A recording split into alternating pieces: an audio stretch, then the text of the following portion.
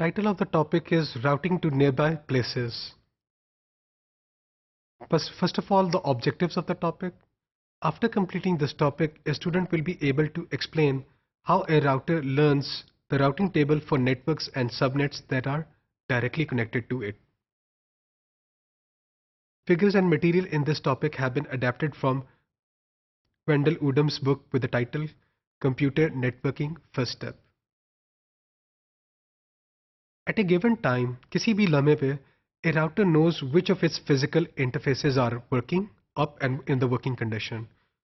एक राउटर को पता होता है कौन से उसके जो physical interfaces हैं, they are up and working. So it knows the IP addresses used on each interface. Furthermore, एक राउटर को ये भी पता होता है, it knows about the IP networks or subnets that are connected to its interfaces. उसको तीन चीज़ों का पता है. उसको पता है उसके सबनेट्स कौन से कनेक्टेड हैं, उसको आईपी एड्रेसेस का पता होता है, उसको ये भी पता होता है कौन सी उसकी इंटरफेसेस अप है and are in the working condition. From this information the router can add a route to the subnet in its routing table. तो उस सबनेट का जो राउट है वो डायरेक्टली क्या करेगा, अपने राउटिंग टेबल में इंसर्ट कर सकता है. लेकिन जब हम एक ब्रांड न्यू राउटर परचेज करते हैं, we need to configure a router. A network engineer connects to the router, अपने लैपटॉप के थ्रू कनेक्ट कर सकता है, and tells the router which IP addresses to use. तो वो उसके राउटर के इंटरफेसेस के साथ जो IP एड्रेसेस हैं उनको कॉन्फ़िगर करता है.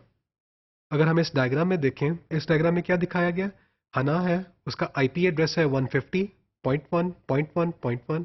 She is connected to the ethernet switch, और ये ईथरनेट स्विच कनेक्टेड है R1 के किस इंटरफेस के साथ, ईथरनेट 1, जिसका IP क्या है 150.1.1.250. ईथरनेट 2 का IP एड्रेस क्या है 150.1.2.1.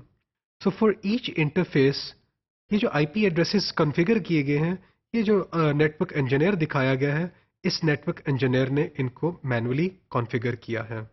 नाउ जो नेटवर्क इंजीनियर है उसने हर इंटरफेस को IP एड्रेस असाइन किया, और जो सबनेट मास्क है इन दोनों को मिला के हम क्या कर सकते हैं, range of the valid IP addresses can be learn for each subnet that is connected to a router. तो अगर आप इस डायग्राम में देखें, use 150.1.250 as your ethernet 1 IP address. It's attach subnet 150.1.1.0 with an valid IP address range. तो ये जितने भी IP एड्रेसेस हैं ये उनकी रेंज भी उसने लर्न कर ली. IP एड्रेस चाहिए और सबनेट मास्क चाहिए, और आप क्या कर सकते हो, सबनेट के साथ जितने भी वैलिड IP एड्रेसेस हैं उनको हम लर्न कर सकते हैं. After R1's interfaces are up, इनको कॉन्फ़िगर कर दिया and they are up and in the working condition, it knows about the subnets. Subnet numbers भी पता चल गए उन जो सबनेट्स उनके साथ कनेक्टेड हैं. उसको राउटर को क्या पता चल जाएगा, the outgoing interface it should use to forward the packets to दो सबनेट्स. क्या उसे किसी इंटरमीडिएट राउटर की जरूरत है, no need to send the packets to another router for दो सबनेट्स. उन सबनेट्स को वो डायरेक्टली क्या कर सकता है, पैकेट फॉरवर्ड कर सकता है. So in our previous example, R1's Ethernet 1 interface is connected directly to the same subnet as HANA. As a result, R1 simply adds a route for each directly connected subnet to its routing table. तो वो क्या कर सकता है, उस subnet के साथ एक राउट क्या करेगा, अपने राउटिंग टेबल में एंटर कर देगा. अगर हम इस डायग्राम में देखें तो R1 और R2 के राउटिंग टेबल्स दिखाए गए हैं. हमारे पास तीन सबनेट्स दिखाए गए हैं. पहला जो सबनेट है उसका नंबर है 150.1.1.0, जो दूसरा सबनेट है उसका नंबर है 150.1.2.0, और जो तीसरा सबनेट है उसका नंबर है 150.1.3.0. ये जो तीनों सबनेट्स हैं उनका फर्स्ट IP एड्रेस और उसका जो लास्ट IP एड्रेस यानी कि जो रेंज है उसकी भी दिखाई गई है. जो R1 का जो राउटिंग टेबल होगा उसमें डेस्टिनेशन सबनेट्स पहले कॉलम में दिखाए गए हैं, इंटरफेस दूसरे कॉलम में दिखाया हुआ है, और नेक्स्ट हॉप राउटर तीसरे कॉलम में दिखाया हुआ है. तो डेस्टिनेशन सबनेट क्या है, 150.1.1.0 E1 इंटरफेस है. क्या कोई ये डायरेक्टली कनेक्टेड है R1 के साथ, ये जो सबनेट है, तो कोई नेक्स्ट हॉप राउटर चाहिए, there is no need of it. जो दूसरी सबनेट है उसका नंबर क्या है 150.1.2.0, और ये कहाँ पे कनेक्टेड है, इस R1 के राउटर पे, इंटरफेस E2 के साथ कनेक्टेड है, क्या इसको कोई नेक्स्ट हॉप राउटर चाहिए? This no need.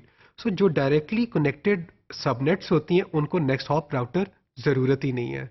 तो R1 ने क्या किया, इस राउटिंग टेबल को डायरेक्टली ही लर्न कर लिया है। इसी तरह R2 क्या करता है, उसके साथ जो डायरेक्टली कनेक्टेड सबनेट्स हैं उनके भी राउट्स लर्न कर लिए और उनको अपने राउटिंग टेबल में एंटर कर दिया है। Routers always add routes for directly connected subnets and networks as long as the internet interface is both configured and working. Configure होना चाहिए और working condition में तो जितने भी directly connected subnets हैं उनके routes को directly router क्या करता है, अपने routing table में add कर देता है। Also they should include the other routes in their routing tables. लेकिन सिर्फ R1 और R2 के लिए क्या यही सबनेट्स हैं? नहीं, उसने दूसरे भी नेटवर्क्स के राउट एंट्रीज करनी है। जब दूसरे नेटवर्क्स की एंट्री करनी है, फॉर एग्जांपल अगर आप देखें, R1 didn't have a route to subnet 150.1.3.0। उसने क्या किया, डायरेक्टली कनेक्टेड सबनेट्स के जो आईपी एड्रेसेस थे उनको लर्न किया और उसमें डाल दिया अपने राउटिंग टेबल में। लेकिन वो सबनेट जो उसके साथ डायरेक्टली कनेक्टेड नहीं है, which is with this number 150.1.3.0, तो क्या इसको पैकेट फॉरवर्ड कर सकेगा? करंटली अगर हम करंट राउटिंग टेबल्स को देखें तो करंट राउटिंग टेबल्स हमें इसकी इजाज़त नहीं देते। सो दैट मीन्स जो R1 है उसको इस एंट्री को भी लर्न करना है। इस पर्पस के लिए हम क्या यूज़ कर सकते हैं? स्टैटिक आईपी राउट यूज़ कर सकते हैं। The network engineer can address this problem by configuring a static route on R1 for subnet 150.1.3.0 with outgoing interface Ethernet E2 और next hop router कौन सा था? 150.1.2.2। तो आपका जो नेटवर्क इंजीनियर है उसको स्टैटिकली या मैनुअली उसको एंटर कर सकता है। इसको हम स्टैटिक आईपी राउट कहते हैं। अगर आप इस डायग्राम में देखें तो इस डायग्राम में हमने ये वही R1 का जो राउटिंग टेबल है वो दिखाया हुआ है और एक राउट दिखा दिया गया है जो ऐड कर दिया है इस नेटवर्क इंजीनियर ने। किस सबनेट के लिए किया? 150.1.3.0 जो लास्ट एंट्री है इस राउटिंग टेबल में। ये वाली जो सबनेट है this is not directly connected to R1। So आपका जो नेटवर्क इंजीनियर है उसने इसको मैनुअली एंटर किया। इंटरफेस क्या बनता है? E2 और नेक्स्ट हॉप राउटर क्या बनता है? 150.1.2.2। Network topologies tend to change a lot. Static routes make it difficult to use all the possible routes to the same part of the network when you have multiple possible physical paths. तो अगर आपकी destination के पास multiple physical paths हैं तो static route it won't allow you to take advantage of those multiple possible physical paths. Furthermore, network topologies can change over the time. तो जो static route आपने enter कर दिया, this can create problems for us. तो इस topic में हमने routing को अंडरस्टैंड किया जब नियर बाय प्लेसेस के लिए, और अंडरस्टैंड किया कि राउटर अपने डायरेक्टली कनेक्टेड सबनेट्स के जो एंट्रीज हैं वो कैसे ऑटोमेटिकली लर्न कर लेता है।